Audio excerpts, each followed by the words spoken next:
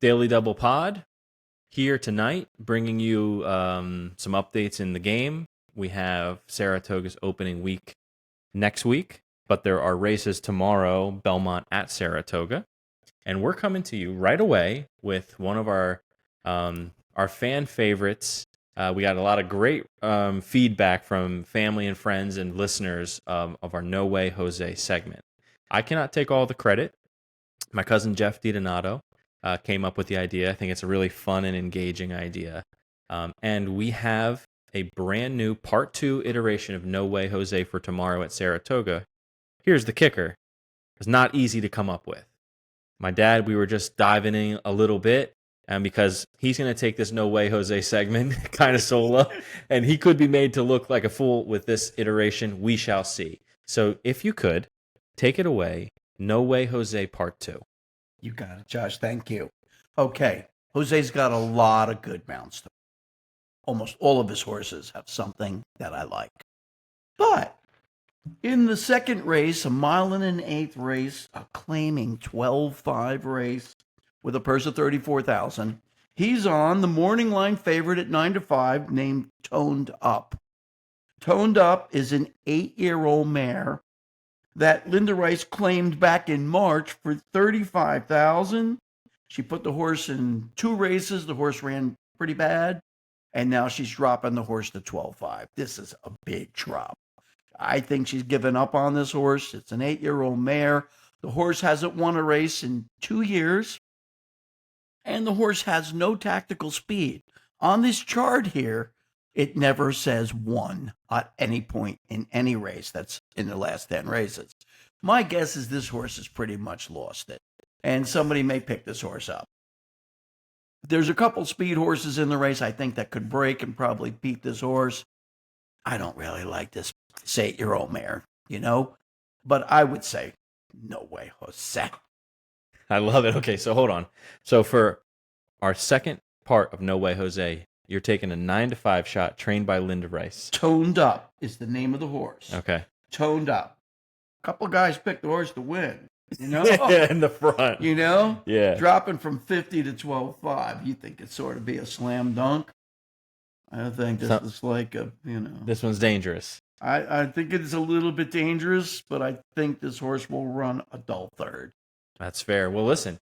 Jose Ortiz is such a quality rider and gets such quality mounts that this segment will be fun, but it will not be easy. And it could be short-lived because he could break the No Way Jose train tomorrow, potentially. Last time that we dove into a No Way Jose Part 1, you took Durante over the weekend, the 8-horse, midway through the card. I don't remember the number of race.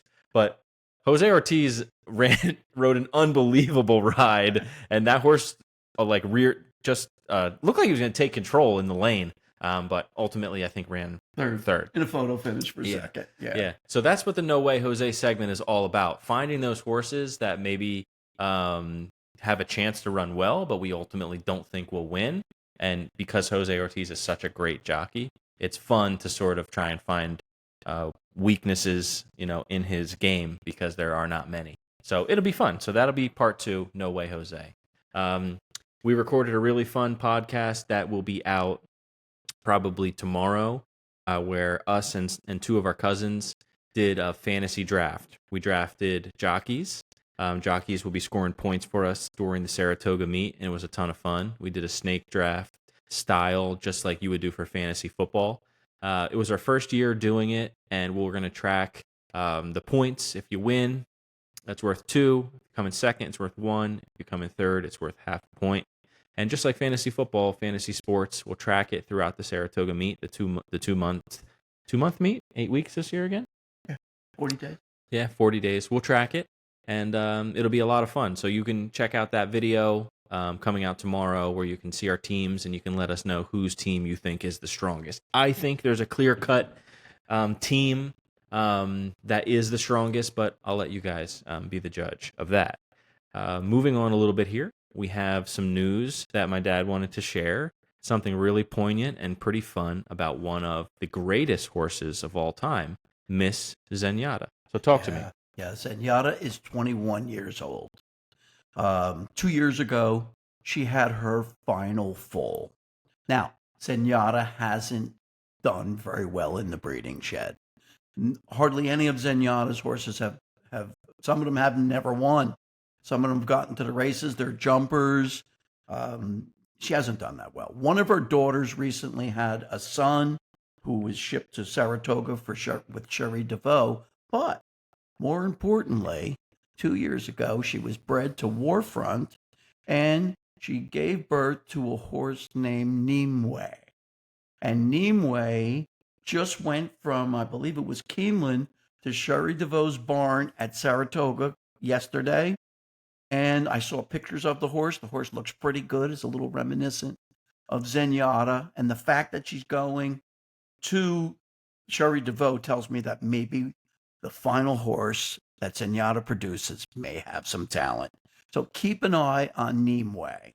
Nimue maybe will be running in a few weeks. I hope we get to see her as a 2-year-old. Could be very exciting for the great Zenyata, who gave us so many thrills, won 19 out of 20 races, and lost one race by a nose to blame. Tremendous horse. But kudos to Zenyata. We wish her well. We definitely do. 21 years old, Josh. 21, and just to tie things in, the importance of a horse like Zenyata, almost perfect record. A horse that took on all challengers and was almost perfect. Ran against males. Yep, exactly. Ran against the boys, which is difficult with horses based off of how fast they can go, especially at different distances. On the dirt. And on the dirt, exactly what I was going to say. It's tough. It's tough sledding. Not a lot of horses have done it. You have like the Rachel Alexandras and a few like that have. Colors. Yes, true. But when you think about horses that have never lost or are close to a perfect record, Zenyata always comes to mind. Obviously, we talked before, you talk about Personal Ensign, overseas, remember 13, that's right. Remember Black Caviar was undefeated for a long time overseas. Yeah. I think that horse maybe finished 23 for 23. I don't think ever New Zealand or Australia or something. Yeah, it was a grass horse, I believe, overseas, Black Caviar. I always thought the name was really cool. Have you ever tried Caviar? No, but maybe we should try it in a few weeks. Maybe we should try it on the podcast. That'd be kind of fun. I've never had it. Caviar. Fish eggs. Yeah. You know? Yeah, it looks kind of tasty. But just a tribute to Zenyata, who is just one of those generational talents when it comes to a racehorse, and one of those fierce competitors. I loved watching, I don't remember who put the piece out. Maybe it was even just a YouTube video, but they talked about Zenyata and how competitive she was. And I think because I was a little bit younger when she was racing in her prime, it was cool to see and hear them talk about how when she lost the race, she was actually sad. Oh, she hung her head up or something like that. Yeah. And I remember them saying that they took her past the winner's circle and she was tugging to go in. Like, why am I not going in? I always go in. You know, so it was cool. It was a cool tidbit about the competitiveness and the true sportsman that was Zenyata. She was just a beast. Hey, I say make a movie about that horse's life. Yeah. I mean, I think, horse movies are always, when they're well done, they're always popular.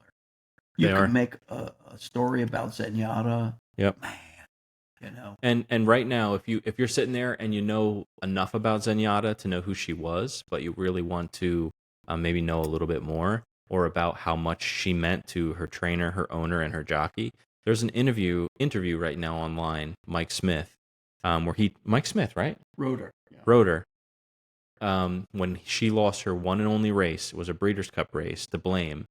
There's an interview after the race, and I won't spoil it for you, but go tune in and look at the sheer emotion in Mike Smith, obviously taking a lot of, no pun intended, the blame for the loss, and he was very upset. But it just showed you how much he cared. Yeah, he didn't have to do that. And you know what? That horse was a closer. That horse never went to the front. That horse always ran in the back. And that's tough to do consistently. Consistently. Because think about it, you still need a pace presence to close into. She just 114 paces. She closed in on any pace. She just ran after the leaders down the lane. Yeah. Yeah. Oh man. An unbelievable horse. I mean, we talked about we talked about horse racing movies. It's kind of a nice segue. What do you think are some of the best horse racing movies of all time? Oh man, Because there's some great ones. Well, I think I might have been with you when we saw the movie on Seabiscuit. I mean, Seabiscuit not only was a great book, but the movie was wonderful as well. The story of Howard Yeah. and the trainer Tom Smith and the jockey breaking his Red leg Pollard. and George Wolfe. The movie was an epic. Mm-hmm. And the horse went down and then came back. I mean, it's an underdog story. There was a great story. And a comeback story. I would say that was probably, and you and I, we watched endlessly when you were a kid. We watched Far Lap almost every year. Yeah, that's right. The story of the great horse from Australia. He was a phenomenal horse. Yeah. Carrying like 140 pounds and still winning. Secretariat movie was pretty good. I wouldn't have gave it a great, but it was pretty good. Yeah. And Let It Ride is obviously the best fantasy movie about horse racing that we'll ever know. We watch it once a year religiously. It's my favorite feel good horse racing movie, and from my personal opinion, I feel like Let It Ride gives the best representation from a movie of what it feels like at the track as a horse player. Yeah. You think so? Yeah. Oh, yeah. And it was just so many characters. Yeah. The characters were so animated. Yeah. The way they treated each other. I mean, the things that they said, it was sort of like the way we were when we were talking to the guys. There's like a certain funness. Yep. You want to have fun, you know? And, and it tells you that a lot of the characters at racetracks are incredibly unique people. It brings out extreme personalities. It does. It does. Well, those are some of our favorites. There are obviously a lot more out there. Drop a comment if you could. Let us know what horse racing movies you like that we missed, because we definitely missed some. Oh. Let us know what your favorites are and if you like the ones that we talked about. Also, wanted to take a moment to acknowledge the passing of a great trainer. Oh, yeah. D. Wayne Lucas went at 89. And we saw him on TV a few weeks ago. Mm-hmm. And he was fine. He was bringing people in the winner's circle. They were interviewing him. He was full of life. He caught some MRSA, and it attacked his heart and his digestive system. And at 89 years old, it's difficult to fight that off. He died, I think it was last Friday, at 89 years old. And he was a basketball coach for several years before he started horse training. And he was huge in the industry for so long. Hey, listen to the trainers that. Yeah, go ahead. I like this list. Todd Pletcher, Mike Maker, Mike McCarthy, Dallas Stewart, Kiernan McLaughlin, Mark Hennig. I mean, there's a handful more of people who worked in his organization who became premier. And you know what he told me, Josh? Not only was he a good horseman, he was a good corporation. He knew that to run a successful stable, it wasn't only just the way you cared for the horses. It was the way you ran your stable. Yeah. And I think that speaks highly.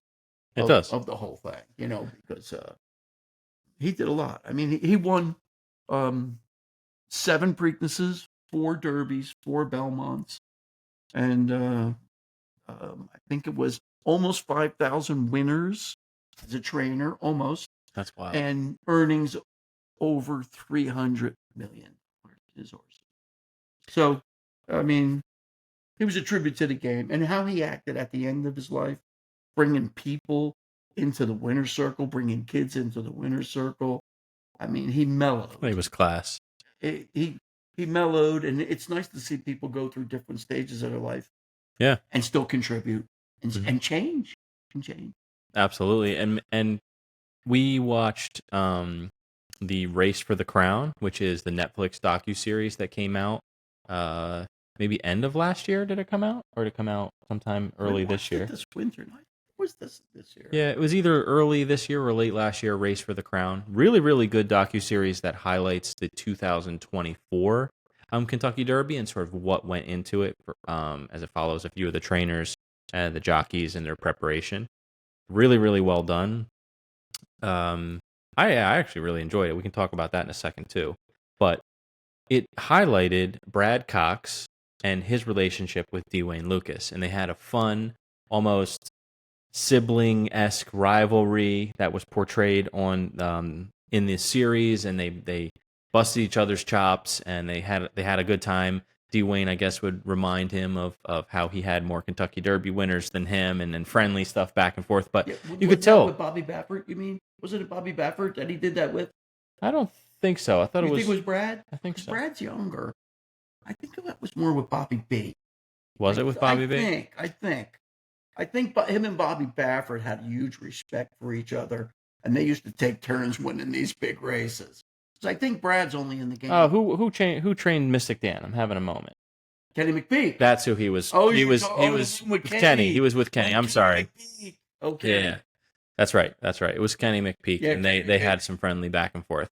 I'm thinking Brad Cox because he was highlighted so much in the series, and that was cool seeing him and getting a little bit of a sneak peek as to his life. What did you think about the docu-series? Because I guess there was a lot of feedback on it, some good, some bad, and I think most of the bad revolved around it being like, okay, it highlighted a lot of the owners and a lot of the money in the game that isn't necessarily the true beauty of the game, and highlighted like Jason Worth, and it wasn't necessarily like, Well, I don't know how to put it. Well, you know what?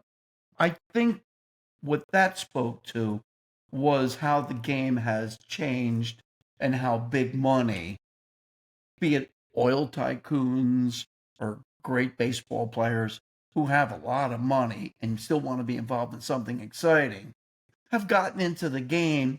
And I don't think that they've taken anything away from the game. That's for sure. Yeah. You know what I mean? I mean, Yeah. the game used to have a little bit more of a stability as far as who owned the horses and whatnot. It had like a certain feel. But now it seems like that there's people who make tons of money just quickly, and they get interested in the game. I mean, if they have personality and they care about the horses, I mean, it's you. You know what? Life is constant change, and I think because life is constant change, these things just turn. You know. Yep. I liked the piece, and I felt like oftentimes in today's day and age, people are very quick to just want to break something down as opposed to build something up, just because it's maybe a little bit more flashy to be negative than it is to just be inherently like positive, or like, yeah, it was nice. It almost is more for clicks. People are more interested in the bad takes, I feel like sometimes. And I really like the piece, and I'm of the mindset of like, anybody that wants to spend time, money, and resources to help build the game, whether that's a series, whether that's a baseball player, whether that's an online influencer that's investing in a horse, it's good. It's all good. Yeah. There's no bad. Exactly. And look, they're not training the horse. They're not riding it. They're putting up the money, and they get a say. Mm-hmm. They get a say in what's going to happen, but most of the time they don't have enough input to know exactly, what the horse needs. So the trainer, the trainers doing that and whatnot. But you know what? I thought that was kind of interesting though, because they never tell stories too much about the owners. That's true. So I mean, unless you got a guy like we're talking about with Seabiscuit with Howard, because Howard was the owner, but he was an intriguing man. Yeah. And he was an extrovert. Yeah, he was cool. He was cool what he did for the game, No, definitely. Definitely. Yeah. And the Daily Double Pod, we will be in Saratoga next week for opening weekend. Right. Yeah. Looks right now, fingers crossed, knock on wood, whatever you got to do a little dance. Looks like there could be some rain. I'm hoping it's not too bad, and I'm hoping that races stay on the turf, and because we've had some heat and it's been relatively dry, that I hope that things are okay. For chance of showers we could deal with. We don't need anything. Right. Like we got last night, Yeah, true. So I think our plan would be we drop a No Way Jose tonight. we'll drop our podcast with the fantasy draft tomorrow or Friday, depending on what day we end up getting this out. And then next week we got to record before we leave. So we may have to do a Tuesday or. Well, if can we if we don't make a pod with that, can we at least put some picks out? Yeah, definitely. We can do the picks regardless, which would be fun. We Yeah, can do the right. picks. I mean, we can do the picks while we're there. yeah, that's Yeah, what I'm that's saying. easy. Because That's easy. ultimately, you know what's going to happen. There's going to be so many things going on next week. I don't know if we're going to be able to have. Although we might have some things to talk about after the weekend. Who knows what this weekend's going to be? We might. I mean, there's some interesting racing going on. I mean, I believe on Friday, on July 4th, there might be like 5-6 races. You know? Yeah, it's going to be a good weekend. I know Saturday has a few as well. And we'll put our picks out. I think this week we're shooting to make our weekly picks on Friday. Yeah. We like the racing on Friday. So when we do our weekly picks, right now, as an update for the Cap'n contest, my dad has 5 wins. 5 or 4? 5 wins and 5 wins in 14, and I have 4 wins in 14 selections, something like that, or maybe it's an 18. I don't remember. But he's ahead by 1, and we're having a lot of fun. It's difficult. It's shown me that early preparation that is just handicapping with the paper really has to be paired with a feel for the day, the looks edge, and a lot of other factors that you don't really even think go into it. I thought that I would be able to step up to the plate with this competition and this contest and be batting like 40%. I really thought I would. And this is tough. Yeah, well, when you have multiple quality horses in a horse race, like at a racetrack at Saratoga, you could turn to so many of them for so many reasons. Yeah. You know, if you told me, look, you went to Mind Frame. Mm-hmm. I was going for the Exacta, and then I was going for First Mission. I anticipated First Mission would somehow or another get clear in that race. When he opened up from Mind Frame, I thought I made the right choice. Yeah. He proved that he just wasn't that same caliber of horse as Mind Frame and Sierra Leone. And Sierra. They are just, overall, they're a great hire. Yeah. They're a great hire. And they made a good move in scratching Skippy Longstocking. Why waste the horse in that race? Right. You know, and even Mystic Dan made a nice move up the rail. Looked like he was going to be in it, and he hung. Those 2 horses are probably the 2 of the better older horses. You know, I would say so. Now, let me ask you this, because there was some chatter online about this. If the year ended tomorrow, who would you give Horse of the Year to? Mind Frame, who's raced against some older horses and is 3 for 3 this year, or Sovereignty, who wins Belmont, who wins Kentucky Derby, but does have a loss earlier in the year at Gulfstream Park? I think Sovereignty's races right now were probably the most dramatic and were good. I give him a slight edge. Mind Frame, this race was very good. Mm-hmm. Sierra Leone was moving him at him a little bit at the end, but Mind Frame's other 2 7 furlong victories, he showed versatility, showed the ability to win at 7, showed the ability to win a mile and an 8. I think when they're going a mile and a quarter, under those kinds of circumstances, maybe Sierra Leone could run him down. Going that extra. At the classic distance? Maybe. Yeah.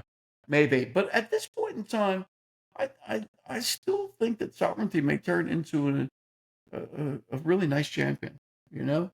Me too. I mean, you know. We'll get to hopefully see them tango at the end of the year, which will be really fun. Hoping that everyone stays healthy and everyone has a good summer so we can see some big races. No updates on the journalism front as to where he's pointed next. I just did some research yesterday and the day before, and nothing out of the maker camp about what he wants to do. No, McCarthy. McCarthy camp. And the thing I did read yesterday that was a bit interesting, speaking of Mind Frame, the Whitney, which is a premier race for older horses, I think maybe 750,000 at the end of the Saratoga meet. Pletcher's talking about entering both Fierceness and Mind Frame in the race, and Chad Brown saying maybe we put Sierra Leone in the race. If those 3 went, you'd have a heck. I don't know why Rapoli would want to put his 2 horses against each other in a race like that. I mean, but but like me and Derek were talking today on the beach, it was like, are there that many horse races of that caliber for older horses this summer? And we were having trouble coming up with where you would want to send your horse. I mean, you might be able to send one to the Pacific Coast Classic. Yeah, that's all the way in September though, so you're basically taking the summer off. Yeah, right. Right? But what else? Saratoga highlights turf racing, 2-year-old racing, and some of the 3-year-old classics. We do get the Whitney, but for older horses, I wouldn't say there's that many races in the next 40 days that are real high quality for this high caliber. How much is the Whitney? How much is the purse for the Whitney? I'm pretty sure it's $750. It's either $750 or $1 million. Yeah, so it's even that way. I guess if you run them both and the plan is we hope to take first and second, you just take a bigger chunk home with you than if you would just win. Yeah, and I don't, you know what I mean? I don't think that either of them run a style where like they're going to necessarily link up early. Like I feel like they each run their own race. Maybe they link up at the stretch, at the top of the lane, but they won't burn each other during the race. They run separate races, It just seems a little futile to me. You would think that when you have two champions, that you'd want to isolate them and give them the greatest chance winners. I mean, but things could change. They said that things could still change. It's not written in stone, And we do That'll know be fun. that Sierra Leone hasn't run great at Saratoga, has made moves and hung in, and I think 2 or 3 of his races there. It's just really just not a track that's conducive to those big sweeping moves. Yeah. Like he likes to Sharp make. returns and It's just not, man. Horses just scamper away, it feels like, at the end of races, and you're not able to dig them down. I'd send Sierra Leone to Del Mar for the Pacific Classic. Shoot, heck yeah. At least you'd have a chance out there. Yeah, and then maybe and then run him in. But you know what? Chad Brown's right from Merchantville, right from down the road. Yeah. In Saratoga. The owners, they want to run where their home is. I would. I have no problem with that. That's part of the deal. Yeah. I mean, and Rapoli, too. Oh, he's a New Yorker. He's a New Yorker. New York. Wants to win in New York. Sure, he also gives himself 2 shots. He seems like a competitive guy. Yeah. So it may not be that far. Yeah, right. You could probably approach it from a couple angles. You know what I mean? Yeah, true. But it still hasn't materialized. And we'll still have to see what's happening. Yep. And whatnot. But you got to remember, Saratoga features a lot of turf racing. Mm-hmm. 2-year-olds. Mm-hmm. I mean, 6 2-year-old races that are of major repute. And then you've got, some of your 3-year-old races, the Alabama, Travers, and all that and everything. So I wouldn't say there are that many races for the older horses of champions, Yeah. No, that's a good point. That's a good point. The Saratoga meet underway next week. A couple races at Saratoga this week and weekend, but it is Belmont at Saratoga. Official opening day being next Thursday, the 11th, I believe.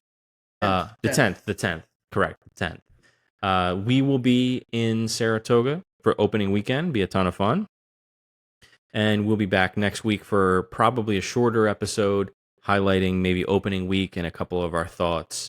If not, it'll just be some picks and some of our insights. Yeah. Keep an eye out for the draft. That video will be out soon as well, where we highlight our picks. Love to hear who you guys think has the strongest team. Again, we're just kind of searching for jockeys getting in the money. You get in the money, it's worth points, and we'll tally it across the 80 days. It'll be fun. It'll be fun to see how it plays out. But yeah, that's all we have for today. Just wanted to take some time, touch on a few fun things, a few current events. And anything in closing? Yeah, the only thing I would say in closing, it's a bit ironic that I picked Jose Ortiz as my top jockey, and I'm doing no way Jose in for fun and whatnot. And to think that I'm taking a horse to drop him from 50,000 and 12.5, 9 to 5 in the morning line. It's yes. If I'm right on this one, I should get it. Like you do. She's gonna get bonus if he takes a 9 to 5. I should get it easily, make it a double. But yes. So spoiler alert. My dad there was only 4 of us in the draft because there's not a ton of jockeys. So to make it fun and give everybody some skin in the game, my dad had the 3rd overall pick. Spoiler alert, he took Jose Ortiz. around the same time that we're dropping our No Way Jose segments. So he'll be a little bit, you'll be working against yourself at times here. But I guess it's a win-win, lose-lose, depending on which thing you're pulling for here. But Jose Ortiz, we have some numbers here. Actually, it was interesting. Last year, 164 mounts at Saratoga, 26 wins, 23 seconds, 20. Oh goodness, 26, yes, 23, and 27 thirds. Jose Ortiz, 2.6 million in earnings for his horses, 16% win percentage, 73 top 3 finishes in the money, 46% in the money. 164 mounts versus his brothers, 271. So do you think he ultimately gets more mounts this year? I'm not sure, but here's what I would say. I don't know if he was hurt or suspended. I think something happened last year where I remember being there and I remember seeing him sometimes, but I don't remember seeing him all the time. But I don't know exactly why. Me too. I'm trying to jog my memory back on that because the year before he won a lot of races riding for Linda Rice. I think he might have been second or third in the standing. As a matter of fact, I think he might have been second in the standings that year because Flavian didn't ride here. I think it was I read first, and I think it was Jose second. I can remember the brothers being down to the wire. But ultimately, something had transpired last year. But like I said, this year Linda Rice has claimed more horses, and he's picked up all these fans, these trainers in Fairgrounds, these trainers in Churchill. I mean, he's riding for he's going to be the go-to guy. Just for tomorrow, you and I looked at 6. I think he's got 5 or 6 mounts. Yeah, it was hard to not like any of his horses. Yep. What does that tell you? The guys want to put him on, without a doubt. Without a doubt. And I tell you, he's my pick right now for Eclipse Award this year. I think he's going to have a phenomenal year. I do too, and it's interesting to think because I know we've talked before about jockeys and we've had a differing opinion on this, but like jockeys potentially having regressions, whether that is a regression in concentration or drive versus quality of mounts, falling out with a certain trainer, not getting a certain number of mounts with a given trainer, a trainer falling in love with a new rider, like let's say a Flavian Pratt or somebody that comes on the scene and takes some of the quality away. And it's interesting to see because I feel like by his standard, he had a down year last year. And this year, he seems to be on point. And I would love to ask him personally, I wonder what it is. You know what I mean? Why does he feel so dialed this year? Did anything happen in his personal life? You know what I mean? Was it? Josh, Talk to me. 162 wins. All right? Yeah. We're up. Carmouche has 102. Prado's got 58. Luis Saez has 139. He's got more wins than Luis Saez. How about his brother? Irad Ortiz, 151. He's got 11 more wins than all the best jockeys here. Yeah. So it tells you he made the right move going to Fairgrounds. He dominated there, and he was a leading jockey there by 20. By 20. And then he goes to Churchill, and he starts riding great there as well. And he went to Keeneland and rode well. And I think he made a smart move. It'd be like Flavian coming east. It was like, let's try this guy's talents. I think Flavian and Jose probably 2 of the most consummate jockeys right now in the country. Yeah, and versatile. They can take speed. They can stalk. How about multi-surface as well? They're both good on both surfaces. Yeah, right. You know what I mean? And I think, hey, I hope they stay healthy. I hope they put on a great show, and I hope we pick a lot of them. Me too. Yeah. Well, listen, Jose, if you ever end up seeing our clips, we're rooting for you. Always, we do the No Way Jose because it's fun. You were my dad's first overall pick in his fantasy draft. He's really, really high on you this year, as a lot of us are. So we wish you the best of luck in the Saratoga meet. Yeah, and that's all I got. Daily Double Pod. We'll be back to you next week. Saratoga starts soon, and we can't wait for some of the action. Right on. Hey, you know what? Great job, Josh. And great to be with you guys. Really great to be with you guys. Ton of fun. See you guys next time. Take care, babe.